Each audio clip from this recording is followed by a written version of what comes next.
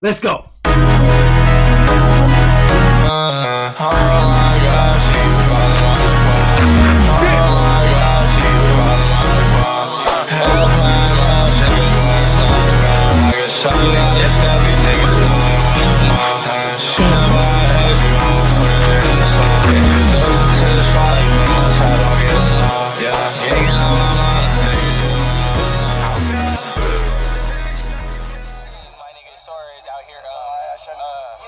Tucking lighters from bitches because they ain't sparking shit.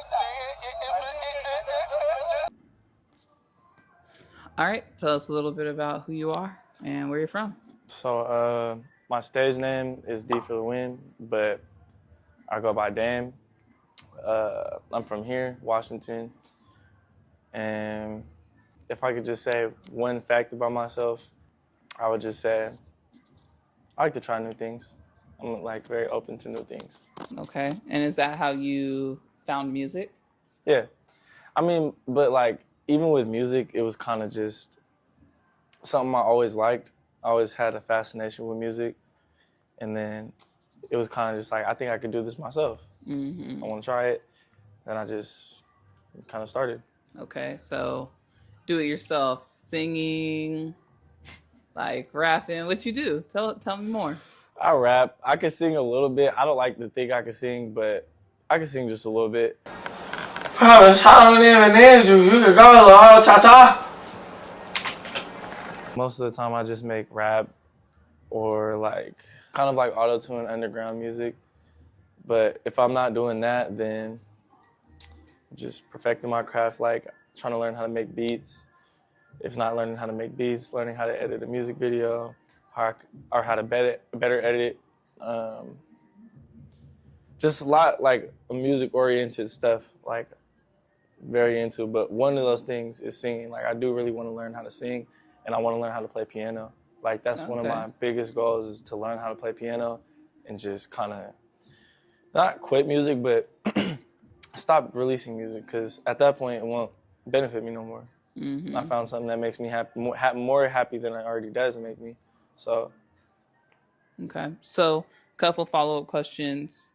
How long have you been rapping? How long have you been producing music? And what exactly was it that drew you to the piano? I started rapping 10 years ago. I didn't start dropping my own music until 2018. So, damn, 7 years. It's been a minute. But what kind of drew me to the piano was like about singing. It's like notes that an instrument can't make, or it can replicate, but it can't make that exact same noise as your vocal cords. But there's a lost art in playing the piano. It's just more of like an art to me. It's not even like a style of music. It's not, I mean, it is an instrument, but to me, it's just like a tool to make art, like beautiful pieces of art. Tell me a little bit about what you know about the culture of music. So I'm not full black, but I know how big of an impact music has had on the African American community, and just, I would just say the black culture in general. Like, not even just hip hop with like blues, funk, like soul music, like any of that. I feel like that's the real origin of where black musicians and black artists really started and like paved their own way. Because before that, it was really just a lot of like, not to gentrify, but a lot of white people, like white musicians in the industry. I did a little bit of my research on like the 50s and the 60s. Like I didn't go further back than that, which I could have, but I noticed that like 40s, 50s, and 60s is kind of when like black pop culture kind of started becoming a thing, and people started becoming more accustomed to it. I don't know. It's kind of like people wanted to replicate that in a way, people who couldn't. Do you want to talk a little bit about the culture of music as a Punjabi? Like, so I'm Pakistani and Sri Lankan, and one thing I have noticed about just that Southeast Asian like culture, they're kind of like us, like very music oriented, very like lots of very good food, but we're not talking about that right now. But the biggest thing I noticed with like that type of music is there's always a dance or like a choreographed style to it. So if you're watching like a Bollywood movie, when a song comes on, everybody starts dancing, not just one person. And like it all comes together. It all kind of looks like a movie scene. Sometimes it can be bad, but it all looks like it's a play, but it's a movie. Mm-hmm. It's like a musical, but it's not corny. I don't like musicals. I really don't. But one thing about Bollywood movies is like they can orient the music and the dancing and a lot of like the meaningful stuff in a way where it's not perceived as, oh, this was just forced or this was just rushed. Like it's real authentic. The singing is very different. Like they sing about, like you could sing about the gospel, like cause we have church music out here. You could sing about the gospel in that type of song. You could sing about being in love with a girl. You could sing about having money, like being fed grapes. You could rap about all or sing whatever you're doing. I feel like they do a very good job at like putting it all into a mix where it makes sense and people can enjoy it at the same time. So with that in mind, how do you tie music into your culture and your background? I feel like music has played a lot, like a big part of my life. And the reason I say that is because a lot of times when like shit was getting hard or there was like a lot going on in the moment emotionally, there would always be music playing, or I would always have music playing, or I would always be drawn to wanting to hear music because that was like a coping mechanism at that time. And not even that, it's just like, it's a feel good. Like when you're listening to music, you got food, you got a whole bunch of people you love being around who make you comfortable, they make you feel safe. Like having music, especially good music, because there's a line between bad music and good music, but especially when you're listening to good music with people that you like being around, it brings a certain vibe that just makes it feel homey. Mm-hmm. Like whether it's a vinyl player or a speaker or a VHS player, anything that can produce the sound of music, it can be, to me, and may not be for everybody else, but to me it could be like a household therapist. Okay, taking it back to the beginning, mm-hmm. Where did music start? Where did music start? Okay. I'm going to take a wild guess and say that music started in like the early origins of like Egypt and like when Africa and Africans were first discovered. Like I feel like that's where it began, just either making your own instrument or finding it, discovering an instrument and learning how to play it with no knowledge of any music. It's always been like fascinating to me because how do people come up with certain shit? Mm-hmm. Like how do people, like Michael Jackson, how did he come up with the idea of Bad or Thriller? Like it's just, you gotta have a very creative mindset to be doing stuff like that. And I feel like the people who really started the origins of like instruments, and I do feel like it started very early on in like 1500s. Okay. But one thing I will say is I do not think that music started with the Africans or the Egyptians. Okay, who do you think it started with? Or where? Even in just a region. Where? See, that's a tough question because there's music everywhere. And it's kind of hard to pinpoint where exactly it came from. But if I had to take a guess, I'm going to just say Europe. Okay. I don't know why, but Europe is like a place that, I don't know, I feel like there would be a lot of music coming from there around that time. Say you were walking down the street, you strike a conversation with somebody, they don't know anything about music. Mm-hmm. What would you tell somebody that knows nothing about music, and how would you help them better understand it? The first thing I would tell them is, because you're not going to know what, like if somebody has never heard any type of music, like they're just isolated, live under a rock, it's going to be hard to like what would you like to hear? What do you think that you would like? What style like interests you?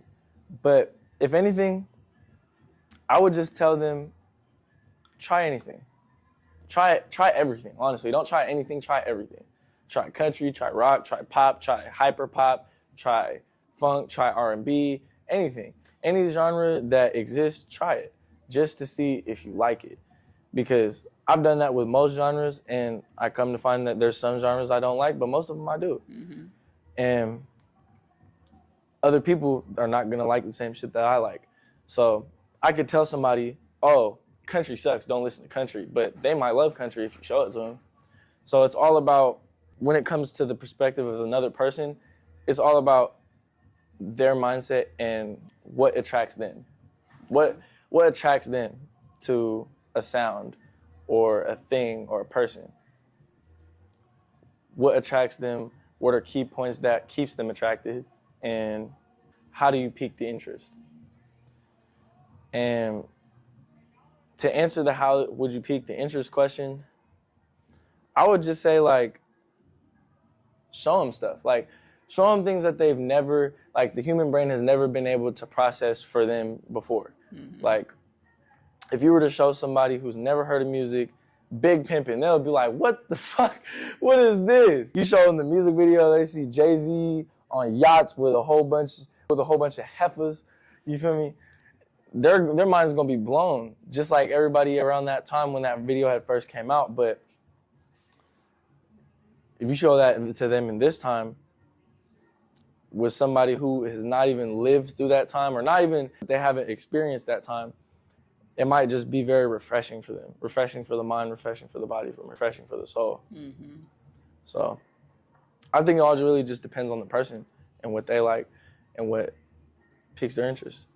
But before you even get to showing someone a genre or a style of music, or even if they like rap, like the type of flow or whatever, how would you even get somebody to understand what music is? Like, would you show them a beat? Would you make a beat with your hands and stomp your feet to kind of get them to feel the rhythm?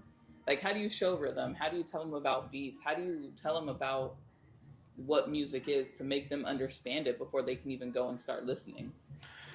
One thing that I think could really help is that, like, if you really think about music, a lot of music is just numbers. Like, so like you were saying with a rhythm, if they don't know what a rhythm is, just show them, like, just a boom bap, just like a quick little boom bap or beatboxer, like, what's it called? That pencil shit, like, you just be tapping and scraping. You can show them that. And some people will be amazed off of just that, what you're doing with your mouth and hands. So if you show them what can be done with a mic or a keyboard or any other musical instrument, their mind might be blown times 10. So I feel like that's how you could really get somebody into it, explaining to them, like, this is how you could get a feel for music. This is how you could find tempos and rhythms. Like, what tempo fits you? Like, what do you like it sped up? Do you like it slowed down? What do you think sped up and slowed down would look or sound like? And if they were to ask what does it sound like, I honestly would probably just show them, like, just a melody. Like, I wouldn't start off showing them beats, but I would start off showing them a melody or just like a sample that I think would pique the ear. And that's one thing that's tough. You can't really think for other people. Mm-hmm. But you can find similarities in what you like what you and another person could like. Yeah. So say that you show them a sample that you like, and they're like, oh, I kind of like the way this sounds. Show them something similar. They might like that more than the other one. Then they have a developed style that they're starting to like. There were a lot of things that you said there, all really good, but there were a lot of terms that you put there. So I'm wondering if you can give me just like a list of like important music terms that come to your mind. You don't have to give me definitions or anything, but what are some terms that somebody who's interested in music should know and they should dive into learning about? Could I ask, are they interested in knowing about music or making music? Just knowing? Either. Whatever comes to your mind. If they're interested in just knowing, I would say all, like, the three main ones that really matter is tempo, rhythm, and hertz, Okay. like frequencies, because one thing that can really matter about the music that you're listening to is the frequency that's in. If it's in a lower frequency, you're going to be in a lower vibration mentally. But if it's in a higher frequency, then you're going to be more bound to be like positive. And I tested this out, and it's like a real thing. If you listen to dark, grungy music all day, you're going to be in a dark, grungy mindset. But if you listen to fucking Rihanna all day, you're going to be feeling like Rihanna. So. An island gal. Earlier, you were saying something about music being numbers. Talk to me a little bit more about like math and music theory. So this is a theory that I just learned about recently. And it really like, it's kind of something I already knew about, but I didn't know that it was like as heavily implemented as I thought it would be. So the music, or the math in music, is like kind of the terms I was explaining, like tempo, rhythm, scales, frequencies, BPMs. So a BPM is like beats per minute, which is how you tell like how fast or slow the beat is, how you catch the rhythm of the beat. And honestly, a BPM really just helps for the metronome. Like if you're trying to have the in the back, but I don't record with that, but that really just helps to get the tempo of the beat, the rhythm. So all of it really ties together. The frequencies can play into the auto-tune because like if you don't have the right note or the right preset, like with the right threshold or the right EQ, like all of these are voice effects for like plugins and presets just to make your voice sound right.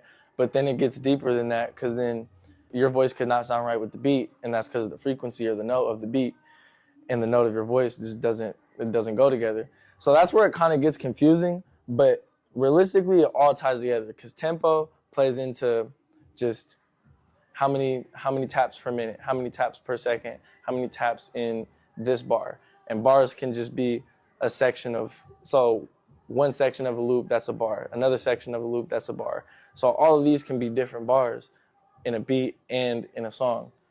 So if you know how to mix the two just right, you got the knowledge. So is there a way that like people can use math while actively listening to music? Oh yeah. And if so, like how can it be helpful?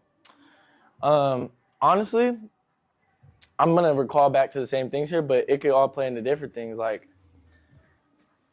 things that people could understand. So there's something called a punch-in that some people don't know what it is, but it's like, so there's a one-take verse where you record the whole verse, no stops, and then there's a punch-in where you say one bar or a couple bars, and then you stop the recording and you punch it back in.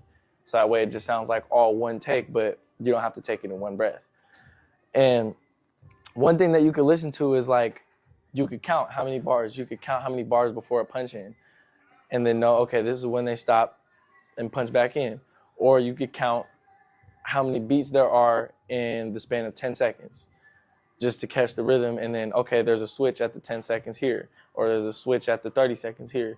So you could use counting and numbers to really differentiate what's gonna come when and what to look for when it's happening. Like for singing music, you can hear when the notes fluctuate in somebody's voice, like when somebody is singing at a higher or lower pitch. So if you're trying to sing along, you know which pitch to sing at. And I feel like deep diving into it to do all that is really not necessary if you're just a listener, but if you want to make music, I feel like that would help you understand the process of making music a lot more, because you understand, okay, this is what's going on while the beat's playing. This is how I catch the beat. This is how I rap on the beat. And then once you get those three things down, you start to work on your own craft. Like, okay, how do I make this sound different on the beat, but it also sounds good, like in a different voice or a different note? Because a lot of the, maybe not a lot of the times, but most of the time, for like a singing type of beat, you can change the note with your voice. Mm-hmm. Like the beat can be in a C note, and you could come on a D sharp. Like it could be any. It just depends on the voice, how you're saying it, what you're saying. It all really just comes down to versatility and using the mind. Like if you can count in your head, but also perform with the gift you're given right here, then there's nothing to be stopped as long as you understand it. And it doesn't take that much to understand. If you're at least decent at math, then it shouldn't be that much of troubles. Yeah. Okay. So I've got a couple more questions. Okay. Quick answers. What song makes you think of your mom? Of my mother? Oh, it's a Janae Aiko song. I can't remember the name of it. Bro, I can't remember the name of it. It's a Janae Aiko song. Here, I'm gonna look on my phone. Triggered freestyle by Janae Aiko. Okay. The reason why is because my mom used to play that song all the time when she was ever like irritated. She was cleaning. She was having a good day. She would just play that song all the time. Okay. What song makes you think of your dad? Bleed by Meshuggah. Okay. The history behind that song is that's what song that like really got me into like heavy drums, like heavy bass, because the song starts out with dun dun dun dun dun dun dun dun. It's very like it feeds the brain. It feeds the brain new food. It's like trying something that you've never tried before. It's like, oh, I kind of like this. I like that. Okay, last one. What song makes you think of your little sister? The Zendaya song. Replay. Okay. I see. All right. 2 questions for you. What song like reminds you of your happiest moments? Oh, okay. Of my happiest moments? Okay, I gotta think about that one. Seasons by Mozzie. Okay. And then if you had to show one song and only one song to a person to represent everything you are, everything you love, everything that you've experienced in life, what song would you play? Boom by Royce da 5'9". Boom by Royce da 5'9". Nice. Okay, let's just do a couple of rapid fire questions. Don't think about it, just answer. All right? All right. So we're going to go anti-D too tough or D for the win. D for the win. All right. We're going to go rap or R&B.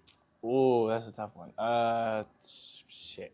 I'm going to go rap because there's a lot of rap songs I'd rather listen to. Okay. Guitar or drums? Guitar. Ooh, okay. Guitar or piano? Piano.